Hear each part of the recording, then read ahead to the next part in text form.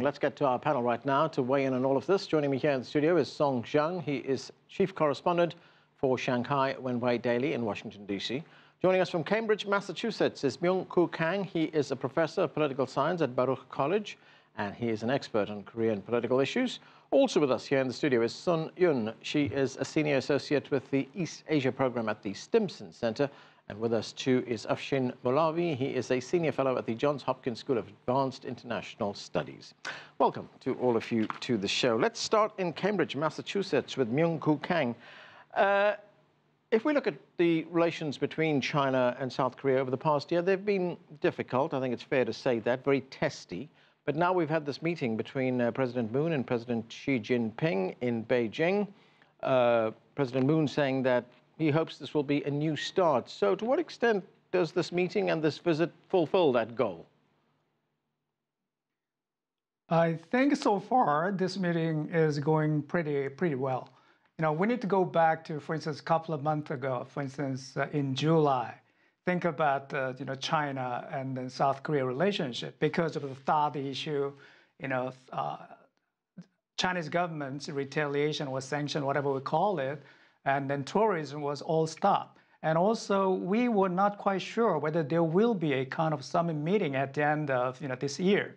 But after the 19th Party Congress in China, the Chinese government, in a sense, in a positive way, switched its diplomatic strategies in dealing with South Korea, and then summit meeting happened. So the important thing is that both leaders got together and then talked about and they tried to improve mutual understanding and tried to respect each other. And in that sense, I think it's a very important new chapter. I'm not sure whether you can call it as a kind of turning point or milestone, but I think it's a very positive sign in terms of improving both countries' relations. Zhang, this year also marks the 25th anniversary of the establishment of diplomatic relations between South Korea and China, as we heard there at the introduction. How does China view this relationship, and is this indeed a new beginning, do you think? Yes, I think so. And we know our diplomatic link with South Korea was established in 1992, and we faced a lot of pressure from the DPRK side. And in the last 25 years, I think China and South Korea have achieved a lot of cooperations in bilateral relationship. And China is #1 trade partner of South Korea, and South Korea is #3 trade partner. And we have a lot of communications and cooperations. We remember in 2015, then President Park was visiting Beijing to participate in the this parade organized by Chinese government, which was very significant. But in the last 1 year, we know because of the THAAD issue, the relationship was experiencing significant turbulence. But I think it's correct to say that this visit of President Moon Jae-in will be a turning point. And I think two sides are determined to capture this opportunity to move ahead these bilateral cooperations. Sun Yun, broadly speaking, it seems that there are two major concerns here for these two leaders. Security issues, nuclear issues on the Korean Peninsula, the deployment of THAAD, on the other hand, trade issues. Does one get priority over the other, or are they both important? I think the answer depends on who you ask. If you ask the South Korean companies and South Korean businesses who have suffered because of the deterioration of bilateral relations, then for these people, the trade issue is much more important.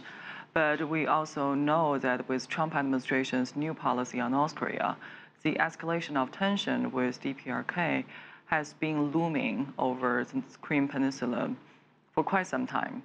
And there's a genuine concern about a potential military conflict on the Korean Peninsula that will involve nuclear weapons. So I would say that in terms of the urgency and the severity of the issue, the North Korean nuclear issue is definitely the priority here. Afshin, President Xi Jinping, during the 19th National Congress of the Communist Party, said that China would like to see better relations, closer relations, mutually beneficial relations with neighboring countries. So what would China want out of this meeting? Well, I think, Anand, you're a veteran journalist, and you know the journalist dictum, follow the money, right? Well, when you do follow the money, you see that the China-South Korea relationship is a significant one for both sides. It's not only the South Korea exports to China. It's also that China is very much part of supply chains, and South Korea and Japan and Northeast Asia. I think one of the big untold stories of the past decade has been the symbiotic relationships that have been growing between South Korea, China, and Japan on the economic and trade front. And the supply chains, for example, if Foxconn is building smartphones, well, they're getting the microchips from Samsung, and they're getting some of the glass parts from other South Korean companies. And so it is a two-way relationship. So I think President Xi was, pointing to that. And when you follow the money, you see the importance of this relationship. So trade, Afshin, very important, but doesn't the nuclear issue hang like a cloud over this? It certainly does. It certainly does hang like a cloud over this. And everybody, a lot of people keep talking about how China has this great leverage over North Korea. And I'm not so sure how much leverage they have over North Korea, particularly when you have a leader like Kim Jong-un, who shows very little care for his own people.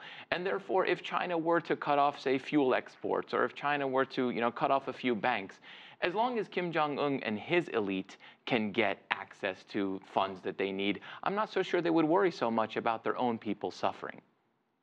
Myung-Koo Kang, for President Moon, is this something of a balancing act in these talks with China? Because on the one hand, if we look at security issues, China wants the THAAD system, for one, to be dismantled, to be moved out of the Korean Peninsula.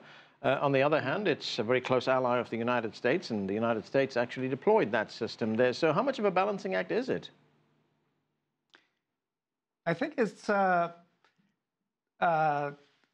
in terms of understanding this, thought and security and economy relations between South Korea and China, one thing we have to conceptually think about it is this relationship is not a, it's not a zero-sum relationship. In other words, South Koreans' alliance relationship, strategic relations with the United States, if alliance is stronger, it does not necessarily mean that South Korea's relations with China will get worse. So it's not a zero-sum kind of relationship. So in that respect, I think the thought or security, particularly thought issue between China and South Korea is more trust-related issue. For instance, as the report, I think Mr. Song pointed out, in 2012, President Park Geun-hye visited China and seems to have personally promised that South Korean government would not deploy a THAAD system at all. But in a certain sense, South Korean government's deployment of THAAD was a kind of bait and switch. It can be regarded like that, although the South Korean people and the government think as a sovereign right issue. So how to deal with this kind of betrayal or mistrust from the Chinese government or the leaders of the Chinese Communist Party is very important in resolving this THAAD conflicts between the two countries. So in that context, President Moon Jae-in from the beginning made it quite clear trust and friendship is very important in improving bilateral relationship. In terms of dealing with THAAD and security-related issue, South Korean government tried to highlight that we are going to keep our own commitment and promise toward the Chinese government and the people. So in that sense, President Xi Jinping also mentioned that the THAAD can be properly handled, should be properly handled. And in a sense, South Korean government agreed to that kind of some prudent approach in dealing with the THAAD or security-related issue. So, just on that issue on the deployment of THAAD, there is a compromise, isn't there? South Korea saying that it would deploy the system, but its radar capabilities would not extend into China, so that it wouldn't be able to monitor what is going on in China. Is that something that is going to be acceptable, do you think? Based on the result of the negotiation, we know that the fact that President Moon Jae-in is visiting China today is the result of the compromise. So from the Chinese perspective, they certainly see that China has made a concession on the issue of THAAD by accepting not the dismantlement of the system, but the installation of the system in South Korea, but with some sort of promise by the South Korean side to China that this system would not be used against China and additional units would not be deployed. But then the problem here is that what does this promise equate to? The Chinese would like to nail it down and put it in writing and say this is a commitment, this is a promise, and this is a bilateral agreement between China and South Korea. And it's not going to be changed in the future, not subject to further provocation by North Korea. But I think that is a position that South Korea may not find completely comfortable to accept. So there are some disputes, to say the least, about what South Korea really promised here. If that is a big concession by China, what would China expect in return?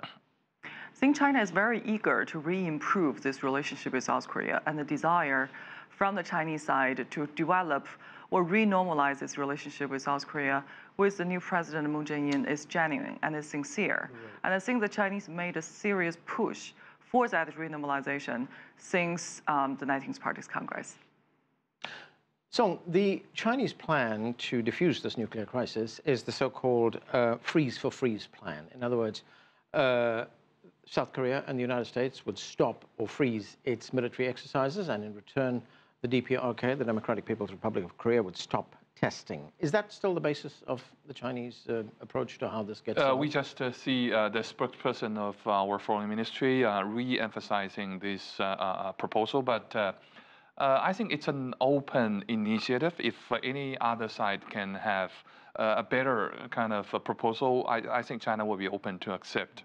But at this moment, I think this is the only feasible solution, in my opinion. Even United States, Japan, and even South Korea are denying this freeze for freeze because they believe that they have the legitimacy to have military exercises because that is legal. At the same time, the DPRK's test is illegal. But we have to look at the possibility of the reconciliation or any kind of way out.